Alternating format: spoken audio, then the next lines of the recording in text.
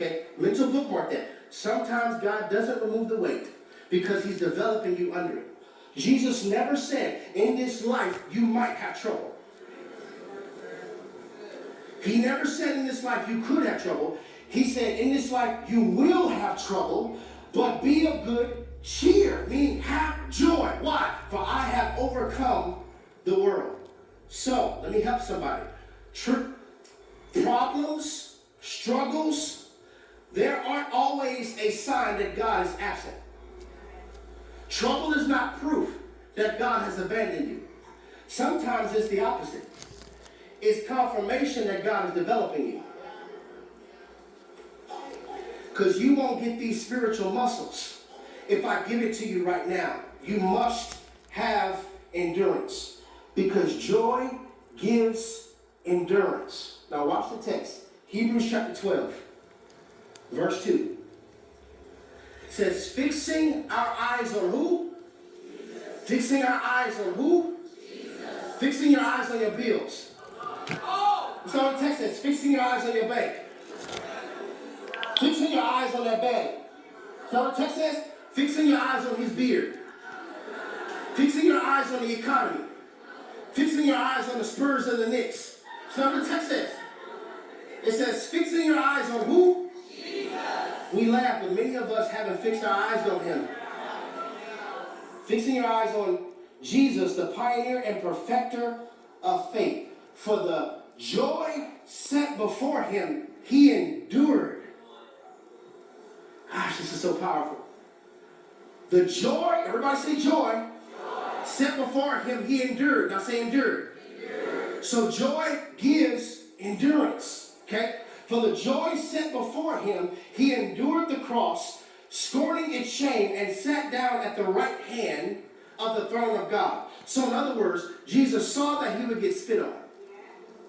He saw that he would get beat. He saw that he would get flogged. He saw that they would put a reed of thorns on his head and they would hit him upside the head with a staff. He saw that he would get nailed to a cross. And all of that was worth enduring because of the joy he had of saving humanity.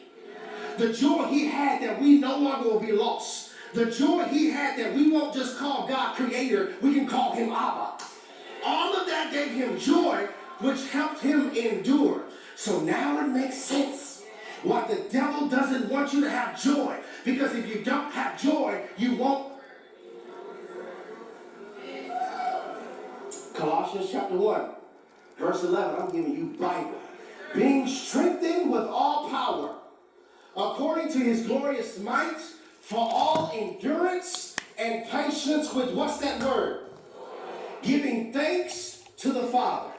That's Simcha again. His faithfulness towards me. Giving thanks to him. That's going to give me strength. Because the joy of the Lord is my strength. For you have need of endurance. So that when you have done the will of God, you may receive what is promised. Can I go deeper again? Okay. The word endure in the Greek. Why did we look up the Greek? Because the New Testament was written in Greek. So if there's ever an adjective, verb, noun, whatever it is, and you want to understand the deeper meaning of it, these are for like Bible students, you look up that word in the Greek to get a greater understanding of what the writer was trying to get us to comprehend. Okay? The word endure in the Greek is hupomene. Okay? It's two words, hupo, which means under, mene, to remain. So hupomeno means to remain under. Remember that bookmark I told you? Sometimes God won't move the weight, but he wants you to develop under it. Hupomeno. Put that together. For you have need of endurance. For you have need to remain under. So good, y'all. Are y'all getting this? You have need to remain under. Not when it gets hard, you quit. You have need to remain under. Anybody gets shot when the walls fall. But do you know how to remain under when they're still standing? Do you know how to worship under it? Do you know how to believe under it? Do you know how to have faith under it? Do you know how to have joy under it? And the problem with this generation is we want to get over it. But we don't know how to get... We don't know how to get under it. And promises are attached to those who remain. There's a difference in starting with God and staying with God. And we have a whole generation right now that celebrates starting. I started my YouTube channel. I started my podcast. We're starting our family. Very few of us know how to continue. Fall in love, quick. Get a divorce, quick. Commit, quick. Then decommit, quick. Shout in a moment of passion, fold in a moment of pressure. You don't know how to remain under. And this is something I learned in real time, y'all. I'm gonna just like, this is a whole cheat code. I wish I would have had this in 2020 when I started the Try Me series. This is the process that I've learned. Put on the screen for us a chart. Call, promise, training, adversity, joy attacks, fulfillment. Oh, if somebody could tell me that March 15th of 2020, that's the process. Call, promise, training, adversity, joy attacks, fulfillment. This is Bible all day. Abraham was called, get out of your country. He got a promise to be the father of a great nation. He experienced training. He experienced adversity. He had joy attacks. And then he had the fulfillment of Isaac being born and the covenant line being established. Joseph the same way. He was called. God gave him a dream, which is a promise. He went through training. He served in Potiphar. He went through adversity. Potiphar's wife lied on him because he wouldn't give her some. His brothers betrayed him, threw him in a pit. He's in jail, left there, forgotten by people whose dreams he interpreted. That's a joy attempt. And then fulfillment becomes the second most powerful man in all of Egypt. David, same thing, got anointed to be king over Israel while Israel still had a king. That's your calling. That's a promise. He went through training. He's playing a harp and dodging spears from the same person he's serving under. Joy attempt, people stealing things from him, and then eventually fulfillment of becoming the king of Israel. Jesus the same way.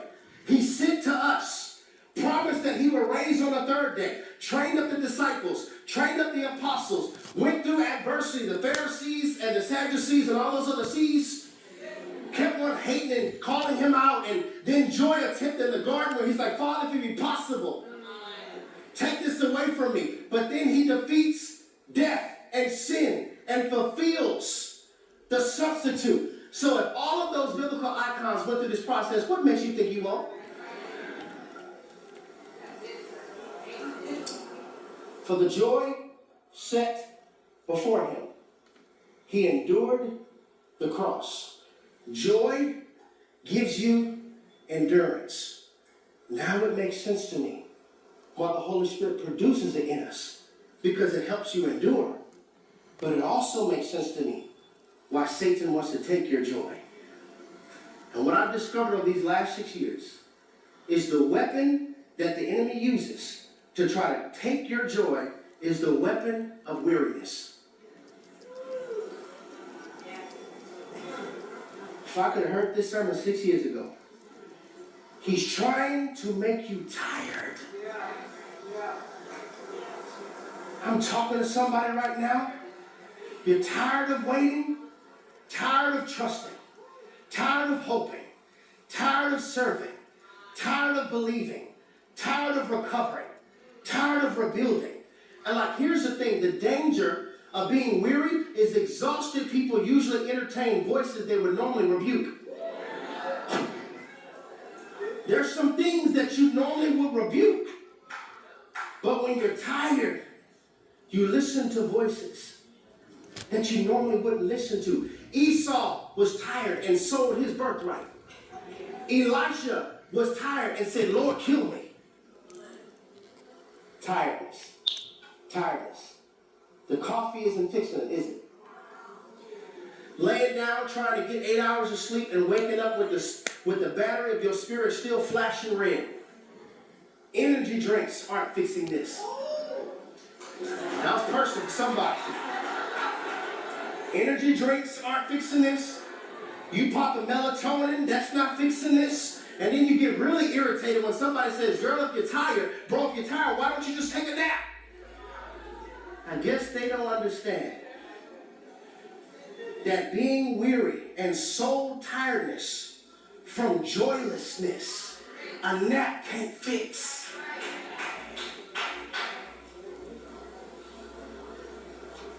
Tired on the inside, fatigued in the spirit, depleted of efforts. See, weariness will have you mislabel things. Like you're not lazy, you're weary. You keep on trying to force your will over God's will, and he's not a good negotiator. And now you have to recover 4 years from forcing your will on God's will. See, some of us out here have God looking schizophrenic. God told me this. Well, no, he didn't say that. Well, God said do this. Well, I don't know, God changed his mind.